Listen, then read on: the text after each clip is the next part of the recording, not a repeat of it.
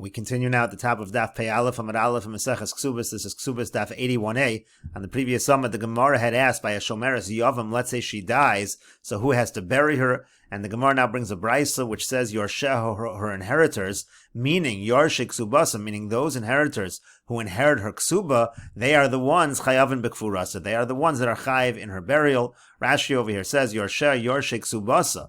Osan Yarshim She Yarshim Ksubasa, those Yarshim who inherit her Ksuba, Chayavim Bikfurasa, those are the ones that are Chayiv to bury her. And the Gemara continues, Amar Abaya says, Zafan Anami Tanina, we also learned this in a Mishnah, Almana Nizonis Minichse Yisom, and it says the Almana, she is supported from the property of the orphans, Umaisa Yodeh Shalahen, and her earnings go to them, Ve'ein Chayavim Bikfurasa, but they are not the ones that are Chayiv in her burial. That's the same idea like we just said in the Brisa. It's the Yarshik Subasa, which is the inheritors from the husband. They're the ones that are Chayiv in the burial, and that's what the Mishnah says, Yarsheha, Yarshik Subasa. It's her inheritors, meaning the ones who inherit her Ksuba, Chayavim Bikfurasa, they're the ones that are Chayiv in the burial. You see clearly from this Mishnah, we're talking about some kind of an Almana who has two sets of Yarshim, and so that's what the Gemara says, Ve'ezuhi Almana Sheyesh Lo Shnei Yarshin. What kind of widow has two Yarshin? Haveyomer Zu Shomeres Yavam. It must be what we're talking about is exactly our question, the case of the Shomeres Yavam. And so again, you see, it's the Yarshik Subasa, the husband's inheritors. They are the ones that are going to be Chayiv to take care of her burial. And the Gemara continues, Amar Rava says, V'leima achani yorish, ishto einani kover. But why doesn't the living brother, why doesn't he say, look, I'm inheriting my brother, I'm inheriting the brother who died, so therefore I don't need to bury his wife, I have no connection to this Shomeres Yavam yet, because she died before there was actually Ibum.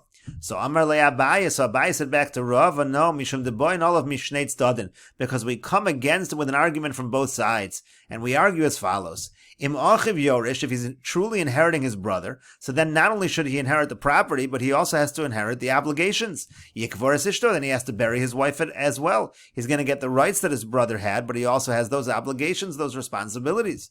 But im heino koveris ishto, but if he's not going to take the responsibility and not bury his wife, so then yitain ksubas, so then he has to give her the ksuba, meaning to say he's not allowed to inherit the ksuba. He shouldn't be taking his brother's place in that sense. But the Gemara continues, Amar Le, so Rava said back to Abaya, Hachi Ko'amina, here's what I was saying.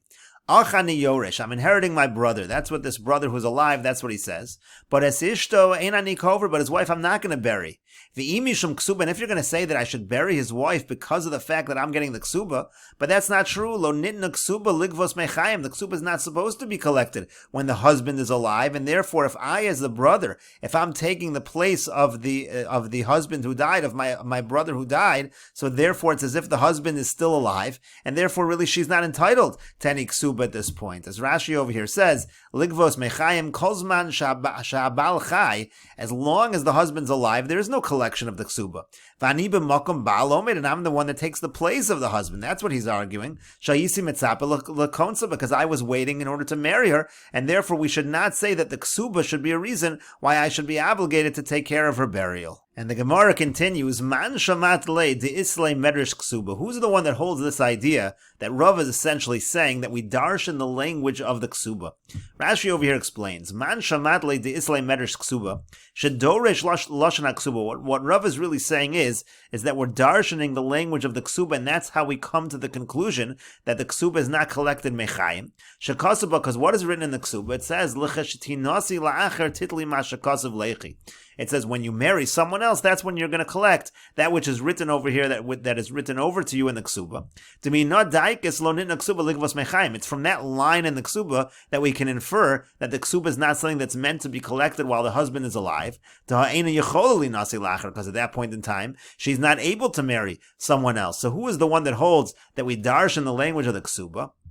So the Gemara says Beis Shammai. That's actually Beis Shammai, and the Gemara says V'shamina l'hu Beis Shammai. But we know that Beis Shammai also happened to say the Amri that they say shtar ha'omed ligvos kegavoi dami, that when you have a shtar that is waiting to be collected, that's considered as if it's collected anyhow. Rashi over here says, Beis Shammai, it's Beis Shammai, B'Yavamas B'Perak Isha Sheholcha, to Ka'amri Beis Shammai v'Halo, Misefer Ksuva Nilmad L'Chashatin Nase La'achar Tidli Mashakosov Lechi. Don't we learn from the Ksuba, again, this line, when you marry someone else, you'll take what's written to you.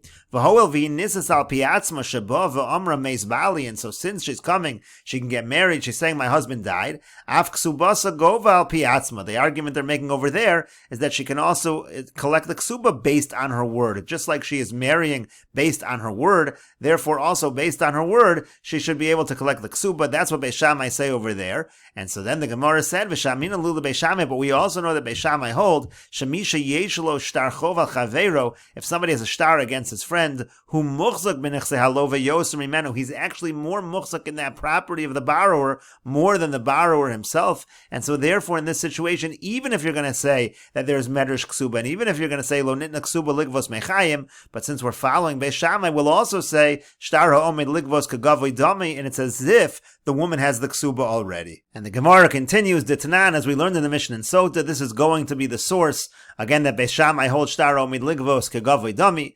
It says meisu ba'alei and ad shelo shasu. Let's say you have a situation where their husbands die before they drink. This is talking about before they drink the waters of the Sota. Rashi over here says meisu ba'alei and akol hanashim sheba'olam koi. We're going on wives in general. Shekinu lahen ba'alei and v'nistru. You had a situation where they were warned and they went into seclusion with this other man. V'lo hispik la'ashkos ad shemes, and they didn't get a chance to give this Sota woman to drink the waters until already the husbands died. So Beis Shammai omrim notlos ksuba v'lo shosos. Beis Shammai say they take their ksuba and they don't drink. Rashi over here says v'lo shosos. Why? The husband has to bring the wife to drink the waters. That doesn't apply because the husband has died. Well, Beis Hillel omrim then, but Beis Hillel say o shosos o lo notelos ksuba.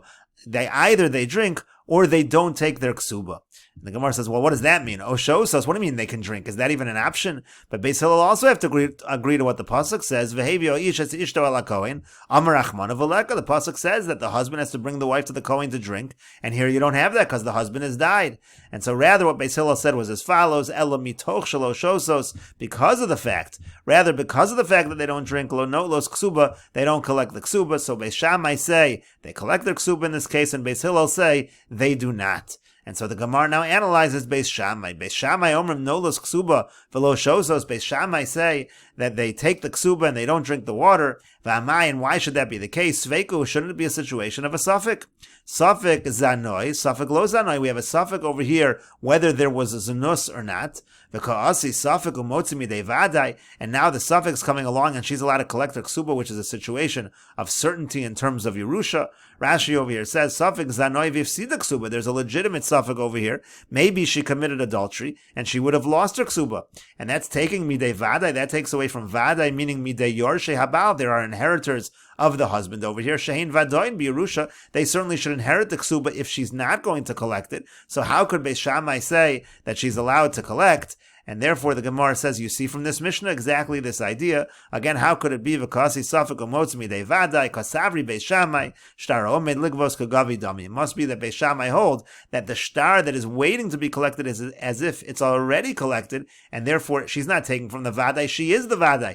It's as if she's already collected the ksuba. Rashi over here says, she's more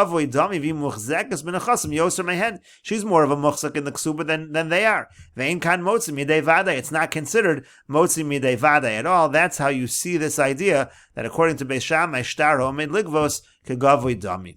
But the Gemara continues, but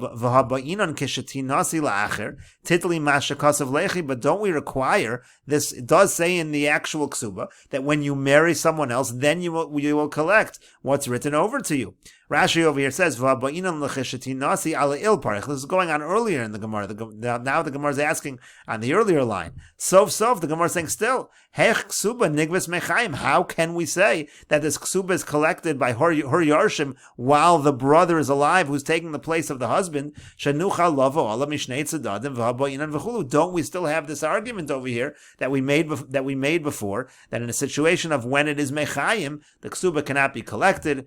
And so to that, the Gemara says, Amar Rav Ashi says, Yavam nami ka'acher dami. No, you have to say that the brother who's alive, her brother-in-law who is alive, he's considered like someone else. He's not considered an exact replacement of the husband, and therefore it's not really considered to be mechayim.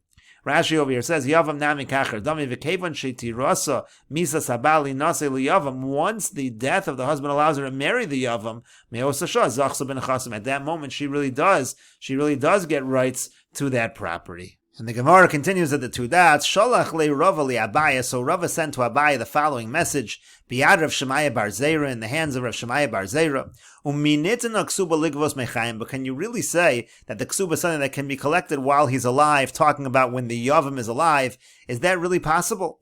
V'atanya, but we learned in a Brisa. Rabbi Abba says, Sha'alti as-sumchas, I asked sumchas. Let's say a person wants to sell his brother's property after his brother died. We said that all of that property is mortgaged to the ksuba, and therefore he's not allowed to sell that property. So what should he do if he wants to sell the property? So what should he do? So if he's a kohen, so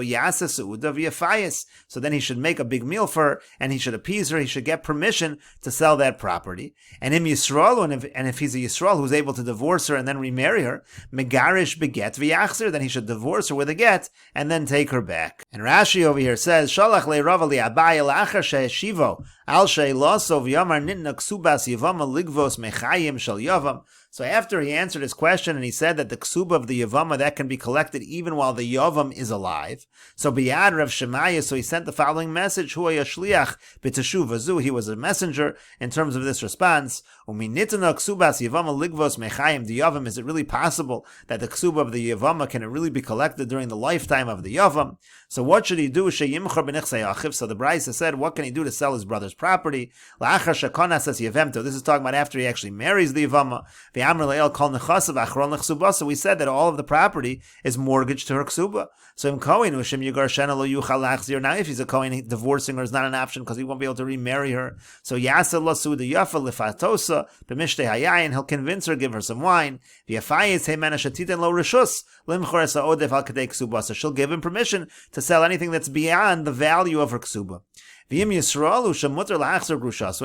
Yisrael, megarsha beget umegabes ksubasa, simply divorce her with a get, let her collect her ksuba, and then umocher mashayir, to sell whatever he wants to sell, umachzira al menas ksubasa rishon, and then take her back for the original ksuba.